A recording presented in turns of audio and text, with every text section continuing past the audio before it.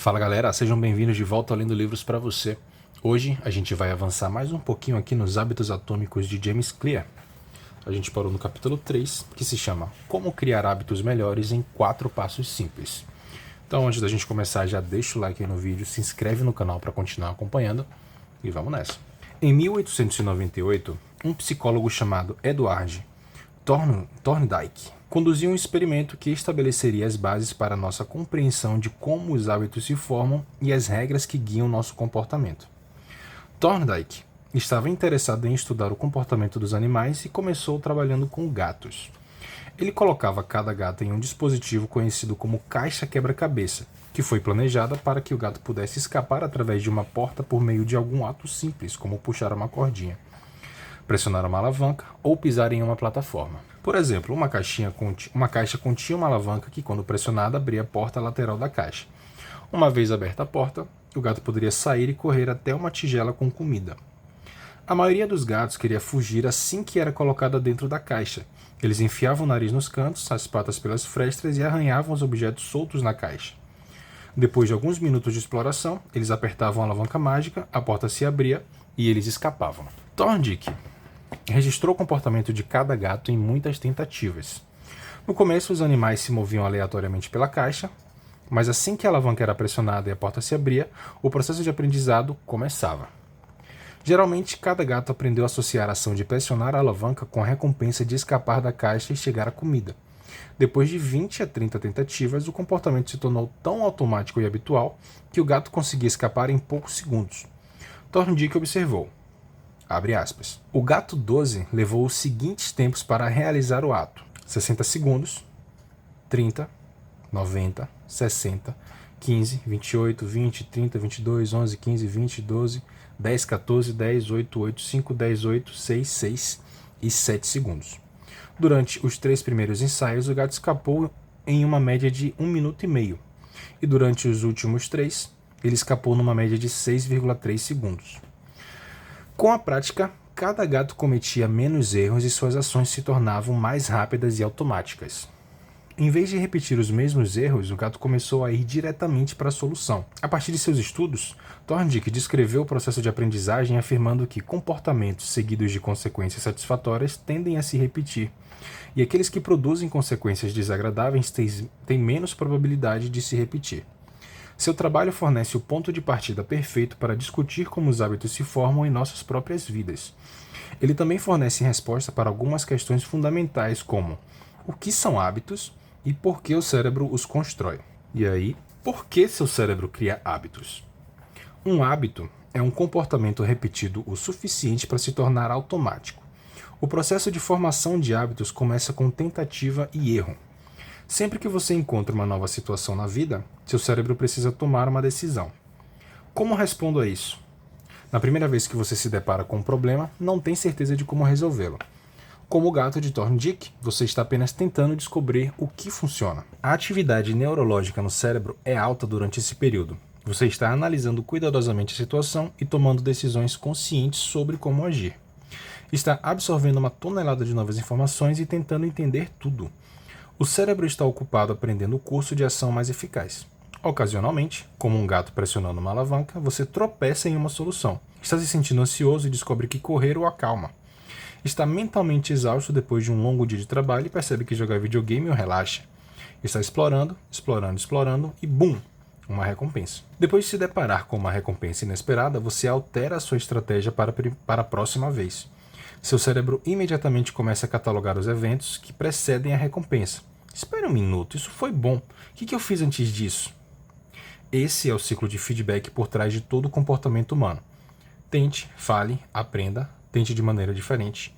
Com a prática, os movimentos inúteis desaparecem e as ações úteis são reforçadas. É assim que um hábito é formado. Sempre que você enfrenta um problema repetidamente, seu cérebro começa a automatizar o processo para resolvê-lo. Seus hábitos são apenas uma série de soluções automáticas que resolvem os problemas e as tensões que você enfrenta regularmente. Como descreve o cientista comportamental Jason... Aí lascou, né? Não vou ler esse nome aqui, mas nem... Os hábitos são simplesmente soluções confiáveis para problemas recorrentes em nosso ambiente. À medida que os hábitos são criados, o nível de atividade no cérebro diminui. Você aprende a observar pistas que indicam sucesso e ignora todo o resto. Quando uma situação semelhante surge no futuro, você sabe exatamente o que procurar.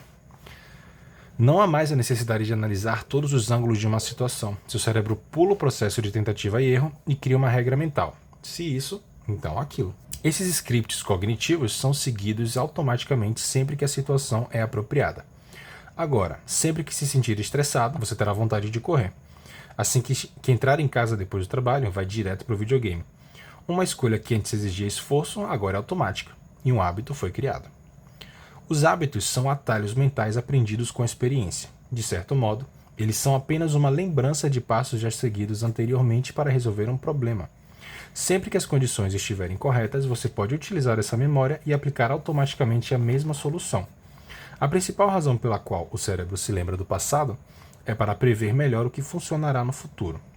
A formação de hábitos é incrivelmente útil porque a mente consciente é o obstáculo do cérebro. Por ser capaz de prestar atenção a apenas um problema de cada vez, seu cérebro está sempre trabalhando para guardar sua atenção consciente para qualquer tarefa que seja mais essencial. Sempre que possível, a mente consciente delega tarefas para que a mente não consciente as realize automaticamente. Isso é exatamente o que acontece quando um hábito é formado. Os hábitos reduzem a carga cognitiva e liberam a capacidade mental para que você possa direcionar sua atenção para outras tarefas. Acho que ficou um pouquinho complicado. Deixa eu ver se eu consigo resumir aqui. O que ele está tentando dizer é que hábitos são tarefas que o nosso cérebro aprende a fazer de forma automática. Por que o cérebro faz isso? Porque pensar em todas as questões de um determinado problema leva tempo e demanda energia. O cérebro não gosta de gastar energia, ele procura se preservar ao máximo para que tenha energia guardada para quando ele de fato precisar. Então, se ele não gosta de gastar energia e ele pode criar coisas que você faz sem precisar pensar, ele vai fazer isso sempre. E é por isso que ele diz aqui que a mente consciente é inimiga do cérebro, porque o cérebro não quer você pensando o tempo todo, porque isso cansa. Então, ele cria hábitos para facilitar a nossa vida. Continuando, apesar de sua eficiência, algumas pessoas ainda se perguntam sobre os benefícios dos hábitos. O argumento é o seguinte: os hábitos tornarão minha vida sem graça? Não quero me engessar em um estilo de vida que não goste. Será que rotina demais não tira a vibração e a espontaneidade da vida? Certamente não. Essas questões estabelecem uma falsa dicotomia. Fazem você pensar que é preciso escolher entre construir hábitos e alcançar a liberdade. Na verdade, os dois se complementam. Hábitos não restringem a liberdade, eles a criam. Na verdade, pessoas que não controlam seus hábitos muitas vezes são as que têm menos liberdade. Sem bons hábitos financeiros, você sempre estará lutando pelo próximo tostão. Sem bons hábitos de saúde, sempre parecerá ter pouca energia. Sem bons hábitos de aprendizagem, sempre sentirá que está antes da curva. Se está sempre sendo forçado a tomar decisões em tarefas simples, quando devo me exercitar, onde vou escrever, quando pago as contas, então tem menos tempo para a liberdade. Somente quando tornarmos os fatos básicos da vida mais fáceis é que conseguimos criar o espaço mental necessário para o pensamento livre e a criatividade. Por outro lado, quando você tem seus hábitos arraigados e os elementos básicos da vida estão determinados e são realizados, sua mente está livre para se concentrar em novos desafios e dominar o próximo conjunto de problemas. Construir hábitos no presente permite que você faça mais do que deseja no futuro. A ciência por trás dos hábitos. O processo de construção de um hábito se divide em 4 estágios simples: estímulo, desejo, resposta e recompensa. Decifrar essas peças fundamentais nos ajuda a entender o que é um hábito, como funciona e como melhorá-lo. Tem uma notinha aqui embaixo explicando o seguinte: os leitores de O Poder do Hábito reconhecerão esses termos. O autor escreveu um ótimo livro e minha intenção é continuar de onde ele parou, integrando esses estágios em 4 leis simples que você possa aplicar para construir melhores hábitos na vida e no trabalho. Beleza, mas aí ele está explicando aqui as 4 etapas. Figura 5. Todos os hábitos passam por 4 estágios na mesma ordem: estímulo, desejo, resposta e recompensa. Vamos ver do que se trata. Esses 4 estágios, padrão, são a espinha dorsal de todos os hábitos, e seu cérebro os percorre na mesma ordem todas as vezes. Primeiro, há o estímulo. Ele aciona o cérebro para iniciar um comportamento. É uma informação que prevê uma recompensa. Nossos ancestrais pré-históricos prestavam atenção a sinais que indicavam a localização de recompensas primárias como comida, água e sexo. Hoje, passamos a maior parte do tempo reconhecendo estímulos que predizem recompensas secundárias como dinheiro, fama e poder, e status, elogios e aprovação, amor e amizade ou um sentimento de satisfação pessoal. E aí ele abre um parêntese aqui. Claro, essas buscas também aumentam indiretamente nossas chances de sobrevivência e reprodução, e esse é o motivo mais profundo por trás de tudo que fazemos. Fecha parênteses. Continuando, sua mente está continuamente analisando seu ambiente interno e externo em busca de estímulos de recompensas. Como o estímulo é a primeira indicação de que estamos perto de uma recompensa, isso naturalmente leva a um desejo. Os desejos são o segundo passo. Eles são a força motivadora por trás de cada hábito. Sem algum nível de motivação ou desejo, sem desejar a mudança, não temos razão para agir. O que você almeja não é o hábito em si, mas a mudança de estado que ele proporciona. Você não almeja fumar um cigarro, mas a sensação de alívio que ele proporciona. Não é motivado por escovar os dentes, mas sim pela sensação de ter uma boca limpa. Você não quer ligar a televisão, você quer se divertir. Todo desejo está ligado à vontade de mudar seu estado interno. Esse é um ponto importante que discutiremos em detalhes mais adiante. Os desejos diferem de pessoa para pessoa. Em teoria, qualquer informação pode desencadear um desejo, mas na prática as pessoas não são motivadas pelos mesmos estímulos. Para um jogador, o som das máquinas caça-níqueis pode ser um estímulo potente que desencadeia uma intensa onda de desejo. Para quem raramente joga, os sons e barulhos do cassino são apenas ruído de fundo. Os estímulos são insignificantes até serem interpretados. Os pensamentos, sentimentos e emoções do observador são o que transformam um estímulo em desejo. O terceiro passo é a resposta. Ela é o verdadeiro hábito que você pratica, que pode assumir a forma de um pensamento ou uma ação. Se a resposta ocorre ou não depende de como você está motivado e quanto atrito está associado ao comportamento. Se uma determinada ação requer mais esforço físico ou mental do que está disposto a gastar, você não fará isso. Sua resposta também depende da sua capacidade. Parece simples, mas um hábito só consegue se arraigar se você for capaz de praticá-lo. Se quer enterrar uma bola de basquete, mas não consegue pular alto o suficiente para alcançar o aro, bem, você está sem sorte. Finalmente, a resposta oferece uma recompensa. As recompensas são o objetivo final de todo hábito. O estímulo significa perceber a recompensa, o desejo querer a recompensa e a resposta obtê-la. Buscamos recompensas porque elas servem a dois propósitos. Número 1, elas nos satisfazem e número 2, elas nos ensinam. O primeiro objetivo das recompensas é satisfazer seu desejo. Sim, as recompensas oferecem benefícios em si mesmas. Comida e água fornecem a energia de que precisa para sobreviver. Conseguir uma promoção traz mais dinheiro e respeito. Ficar em forma melhora sua saúde e suas perspectivas de namoro. Mas o benefício mais imediato é que as recompensas satisfazem seu desejo de comer, conquistar status ou aprovação. Pelo menos por um momento, recompensas oferecem satisfação e alívio do desejo. Em segundo lugar, as recompensas nos ensinam quais ações valem a pena lembrar no futuro. Seu cérebro é um detector de recompensas. Ao longo de sua vida, seu sistema nervoso sensorial monitora continuamente quais ações satisfazem seus desejos e proporcionam prazer. Os sentimentos de prazer e decepção fazem parte do mecanismo de feedback que ajuda seu cérebro a distinguir ações úteis de inúteis. Das inúteis, né? As recompensas fecham o ciclo de feedback e completam o ciclo de hábitos. Se um comportamento é insuficiente em qualquer um dos 4 estágios, isso não se tornará um hábito. Elimine o estímulo e seu hábito nunca começará. Reduza o desejo e não terá motivação suficiente para agir. Dificulte o comportamento e não será capaz de colocá-lo em prática. E se a recompensa não satisfizer seu desejo, você não terá mais motivos para repetir a ação no futuro. Sem os 3 primeiros estágios, um comportamento não ocorre. E sem os 4, ele não é repetido. Interessante, faz sentido.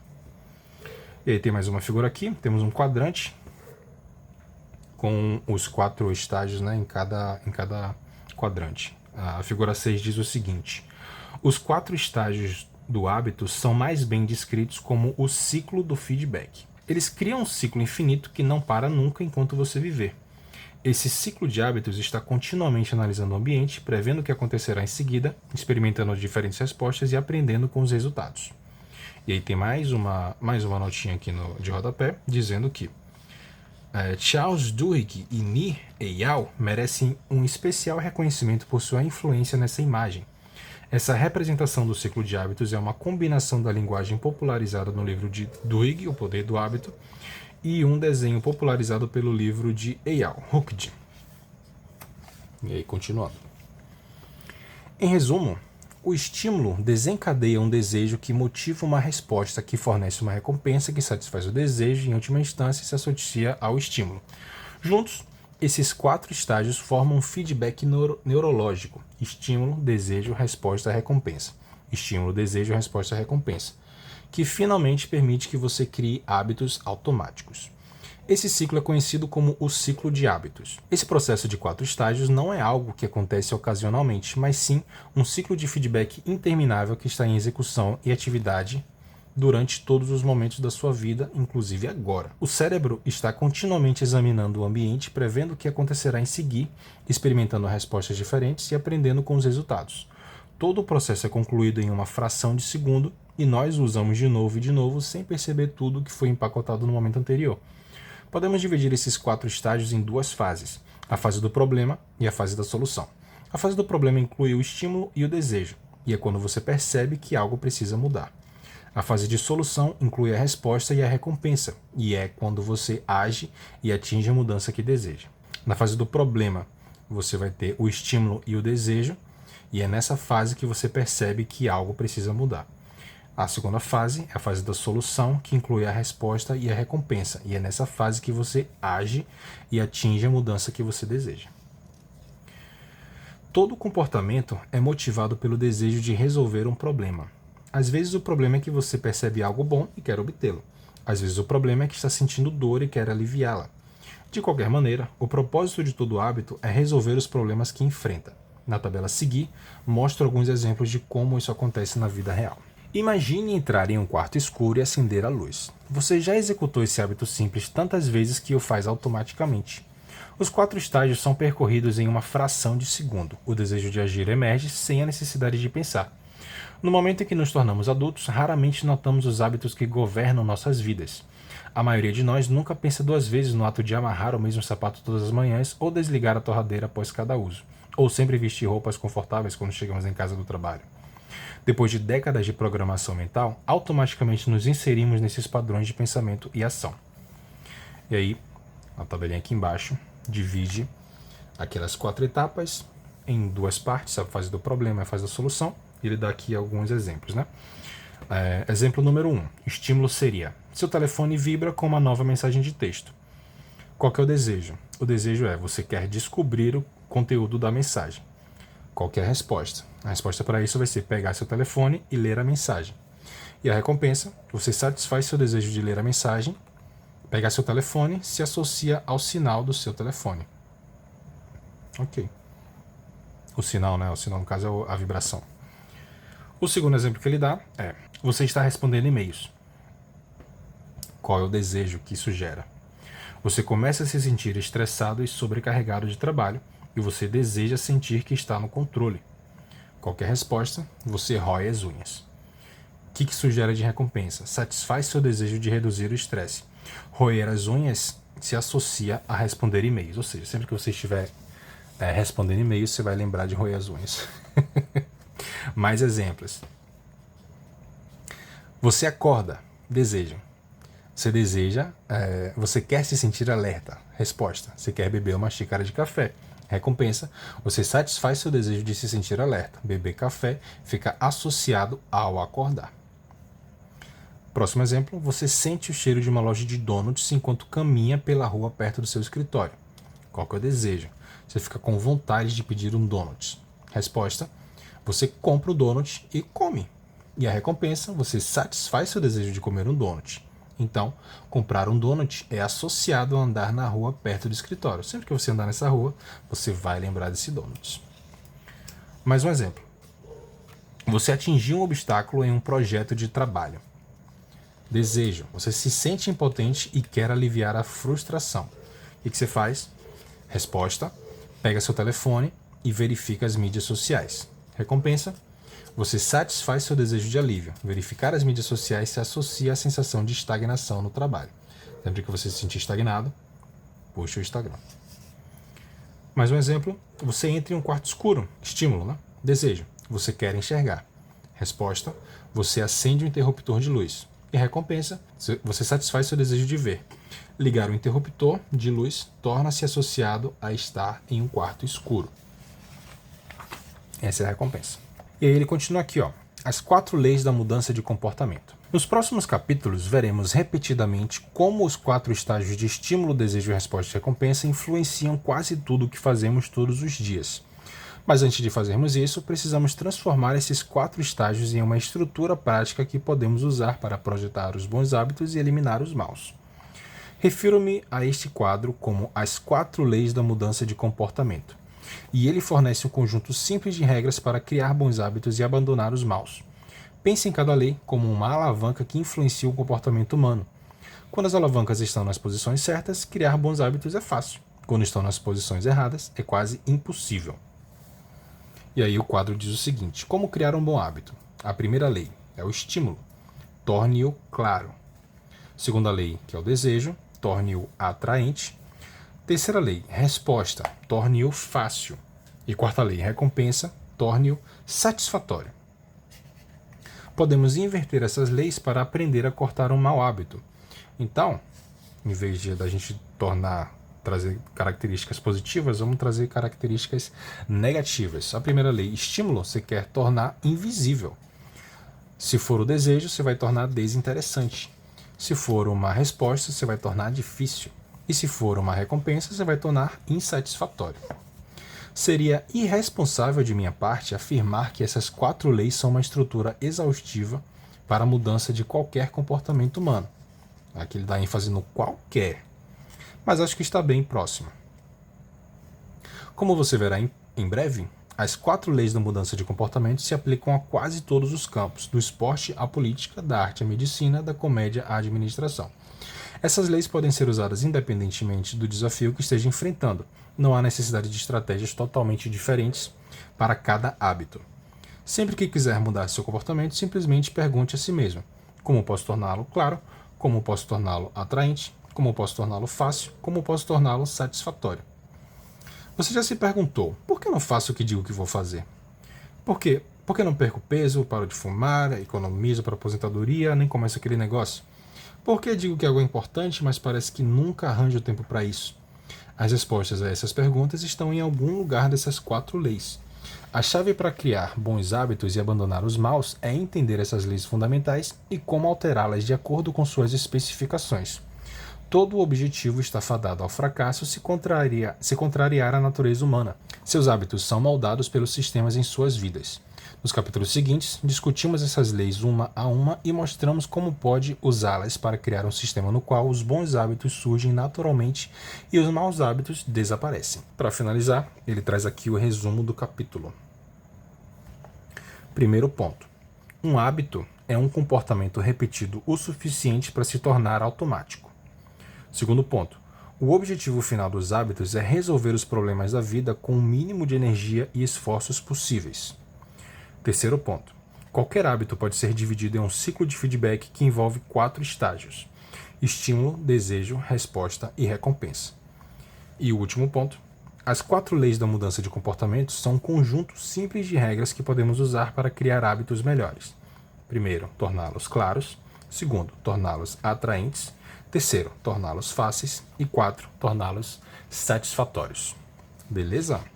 Bom, então com isso a gente terminou essa primeira sessão aqui do livro, que se chama Os Fundamentos. Por que pequenas mudanças fazem uma grande diferença? No próximo vídeo a gente já continua aqui a partir da primeira lei, tornando ela clara, né? Então se você chegou até aqui, lembra de deixar o like no vídeo, se inscreve no canal para continuar acompanhando. Eu te vejo no próximo vídeo. Um grande abraço.